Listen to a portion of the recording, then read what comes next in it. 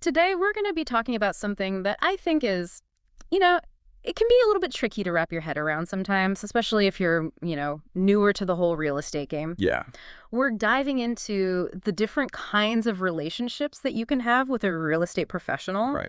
whether you are buying a home, for the very first time, Hmm. or you're a seasoned seller. hmm Maybe you've, bought and sold 10 homes already. We're really going to try to break down, like, what does it actually mean for you Exactly. when you're working with someone who calls themselves an agent or a realtor, or, there's all these terms that get thrown around. Yeah, it can definitely be confusing. And it can be really impactful to your whole process Absolutely. to make sure you're working with someone in the way that's going to be best for you. Right. So to help us unpack all this, we've got some great information from the National Association of Realtors. We're big fans of NAR. Yeah, they're a great resource. They've got a lot of great information for both, consumers and, of course, for real estate professionals as well. Absolutely. But what we're looking at today is some information about these agency and non-agency relationships, kind of the core duties of a realtor. hmm And, they actually had a recent settlement, which resulted in some new requirements for written buyer agreements. Yes, that's a pretty big development. Which we will get into because that's a pretty big change in the way that a lot of people are doing business. It is. So, we really want you to feel like you can navigate this whole world of buying and selling real estate and know who you're working with, how they're supposed to be working for you, what they're allowed to do, what they're not allowed to do, all those sorts of things. So you just feel really confident and empowered. Absolutely. Knowledge is power in this industry. Exactly. Okay, so I guess, just right off the bat, when we talk about someone being your agent, in the real estate world, what are we really talking about there? What does that actually mean? So at its core, an agent is a licensed real estate professional, and they are engaged to represent you Okay. in a transaction. So that could Okay. be buying or selling a home. Right. So they're there basically to act on your behalf. Yeah, exactly. So they're not, just some random person who's Right. kind of helping you out. Right, they have a specific role. Yeah, they have, some obligations and some rules that they have to follow. Exactly. So I guess the first big thing to understand is like, okay, if someone's my agent, there are seller's agents and there are buyer's agents. Right. And so how do we break down what's different about those two? So when we talk about a seller's agent, they have a duty to the seller. Okay. And what that means is they are legally obligated to prioritize the seller's best interests. Oh. So that usually means getting the highest price for the seller, the most favorable terms. Right. Getting the best deal Exactly. for the person who's selling the house. Right. Got it. So they're working for essentially the person whose house is on the market. That makes sense. Okay. So then, if I'm a buyer, then the buyer's agent would be the one who's working for me and looking out for my best interests. Exactly. Okay. So I think that one's fairly straightforward. It seems like it, yeah. I'm buying a house. I want someone on my side who's going to, look out for me and all that. Exactly. And that's actually where we're starting to see some changes in the industry.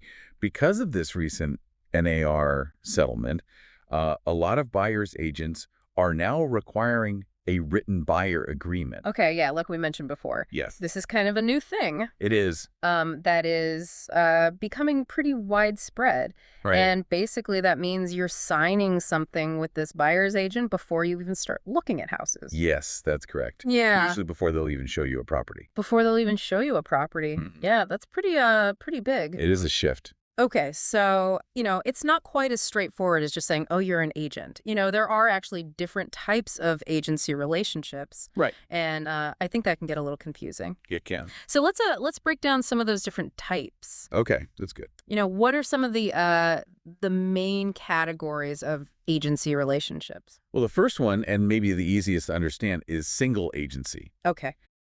In a single agency relationship, the agent represents either the buyer or the seller. Okay. Not both. Gotcha. So just one side of the deal. Exactly. One agent, one client for that particular transaction. All right, that makes sense. What other kinds of agency relationships are out there? So another one is dual agency. Okay. And this is where the agent actually represents both the buyer and the seller Whoa. in the same transaction. So hold on, the same person is working for both sides? Yes. How does that work? Well, it's allowed in some states, Okay. but obviously it raised some concerns about conflicts of interest.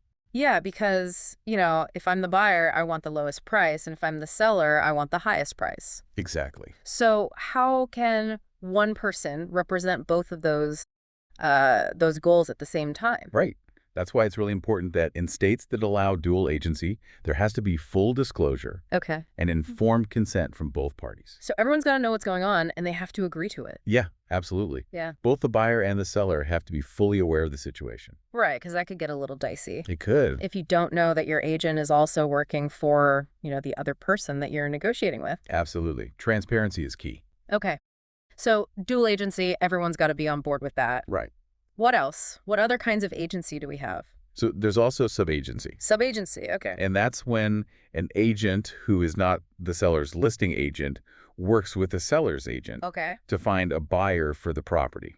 So they're kind of like working under the seller's agent. In a way, yes. Right. But the important thing to understand here is that a subagent still has a fiduciary duty to the seller. So even though they might be the one showing me the house, they're really working for the seller. Yes, that's right. Okay. That's really important for buyers to understand. Absolutely. It can be confusing. Yeah, because, if I'm the buyer and this agent is, showing me houses and all that, Right. I might think they're working for me. You might, but that's not necessarily the case. But they're not. They're working for the seller. That's right. Okay, so again, disclosure is really important here. Yes, very important. Making sure that everyone understands who's working for who.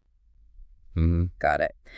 Okay, what other types of agency relationships are there? All right, so another one is designated agency. Designated agency. This is when both the buyer and the seller are represented by agents from the same brokerage. Okay, so like the same company. Exactly. So two different agents, Yeah. but they work for the same company. That's right.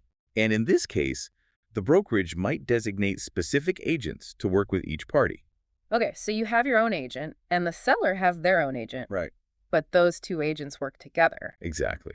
It's an attempt to try to manage those conflicts of interest. Because, you could see how if it's the same company, they might, share information or something. Right, there's that potential. That could be, advantageous to one side or the other. It could. Okay, so designated agency, it's kind of like they're trying to wall off those two agents. Yes, to create some separation. Even though they work for the same company. Mm. Okay, so those are all different kinds of agency. But you also mentioned this term non-agency, right? Yes, that's right. What does that mean? So, in a non-agency relationship, the real estate professional is not acting as your agent. Okay, They're still providing assistance and guidance, okay. but they're not legally bound to represent your best interests in the same way that an agent would be. So they're kind of like more of a facilitator or Yes, that's a good way to think about it. like they're there to help, but they're not, working for one side or the other. Right, they're more neutral. Okay. A good example of that would be a transaction broker A transaction broker. or a facilitator. Okay. They basically just help the buyer and seller come to an agreement. So they're not really advocating for either side. They're just kind of like the middleman. Yeah, exactly. Trying to make the deal happen. Gotcha. And is that allowed everywhere? Like, can I just decide to have a non-agency relationship? It depends. The rules around non-agency relationships vary from state to state. Okay, so again, got to check your local laws and rules. Yes, always. Gotcha. All right, so, we've talked about all these different ways of working with a real estate professional. Do I have to have an agent? Like, is that a legal requirement? It's not a legal requirement. Okay, so I could theoretically, try to buy a house on my own You could. or sell my house on my own, I guess. Right. But it can be a lot more complicated, Yeah, I'm sure. especially if you're not familiar with the process. Right. There's a lot of paperwork and legal stuff and, Absolutely. probably a good idea to have someone who knows what they're doing. Yeah, most people find it helpful. Okay, so it's not required, but it's probably a good idea. Right. Now let's talk about this term realtor. Okay. Because, sometimes you hear real estate agent, sometimes you hear realtor. Right. What's the difference there? So a realtor is a real estate agent who is also a member of the National Association of Realtors, Okay. and they have to adhere to a strict code of ethics. So it's kind of like an extra layer of, standards and rules. Exactly. It's a higher level of professionalism. Okay, and what's like the main thing in that code of ethics? Like, what's the big deal about being a realtor? The most important thing is that a realtor pledges to protect and promote the interests of their clients Okay. above their own. So they're putting their client first. Yes, that's the key. Okay, that makes sense. You want someone who's looking out for you, not just for themselves. Absolutely. Okay. So let's say I'm working with a realtor who's representing me as a buyer. Right. What does that actually mean? Like, what are they supposed to be doing for me? Well, ethically, they're obligated to inform you about every property that's available and meets your criteria. Okay. That means they can't hide properties from you just because the commission might be lower. Oh, interesting. Even if you've agreed to pay them a certain amount in your buyer agreement, if there's a property out there that fits what you're looking for, they have to tell you about it. Even if they're going to make less money on that particular property. Exactly. Yeah. Wow, okay. That's good to know. It is. It really protects the buyer. Yeah, it means you're seeing everything that's out there, Yeah. not just the stuff that's going to make your agent the most money. Exactly. Okay, so that's for buyers. What about sellers? Like if I'm selling my house and I'm working with a realtor, what are their obligations to me? So they have a duty to explain all the different marketing strategies to you, Okay. the pros and cons, the costs, how buyers might react. Okay, so should we do open houses? Should we do, Facebook ads? All that kind of stuff. Exactly. They need to give you all the information so you can make an informed decision. Right, so it's not just like, oh, I think we should do this. It's like, okay, here are the options. Here's what we think will work best. Here's why. Gotcha. And is there anything they're not allowed to do when they're representing a seller? Yes. They can't tell you that your property will be hidden from buyers unless you offer a certain commission. Oh, okay. That would be unethical. So they can't say, like, oh, if you don't pay a high enough commission, no one's going to see your house. Right. They can't threaten you like that. Okay, good to know, because, you want your house to be seen by as many people as possible. Exactly. All right, that makes sense. So we talked about steering earlier. Mm-hmm. What exactly is wrongful steering? So steering is when a realtor tries to guide buyers towards certain properties Okay. because they'll get a higher commission. Okay. Or they try to steer them away from properties where the commission might be lower. So it's like they're showing you the houses that are going to make them the most money, Right. not necessarily the houses that are the best fit for you. Exactly. It's putting their own interests ahead of the client's. Yeah, that's not cool. It's unethical, and it's prohibited by the NAR Code of Ethics. Okay. And they can't tell sellers that buyers are going to be scared either, right? That's right. They can't say, oh, buyers won't look at your house unless you offer a high commission. Okay, good to know. So it's all about, keeping things fair and transparent. Absolutely. All right, now let's circle back to these written buyer agreements. Okay. You mentioned that they've become more common recently. They have. Why is that? So, as we mentioned earlier, this is a result of the NAR settlement. Yeah. And basically, it's become a nationwide practice for a lot of realtors, especially since, August of 2024. So it's kind of a new thing, but it's becoming really standard. It is. What exactly is a written buyer agreement, though? Like, what does it say? So it's a contract between you, the buyer, and the real estate professional. Okay. And it outlines the services that they'll provide to you. So, like, what are they actually going to do for me? Right. Okay. And it also details how they're going to be compensated. So how much am I paying them and how does that work? Exactly. Okay. And why is this a good thing for buyers? Well, first of all, it creates a lot of clarity. Okay. You know exactly what services you can expect from your agent. Gotcha. So there are no surprises later on. Right. Okay. And it also makes the compensation very transparent. So we're not arguing about money later. It's all spelled out right here. Exactly. Okay. And as we talked about with steering, it can help protect you from that. Because your agent's compensation is already decided. Right. Okay. So I know that, real estate commissions are negotiable. They are. Is this buyer agreement negotiable? Or is it just like take it or leave it? No, it's absolutely negotiable. Okay. You can discuss any aspect of the agreement with your agent. So the services, the length of the agreement, the compensation. Everything. Okay.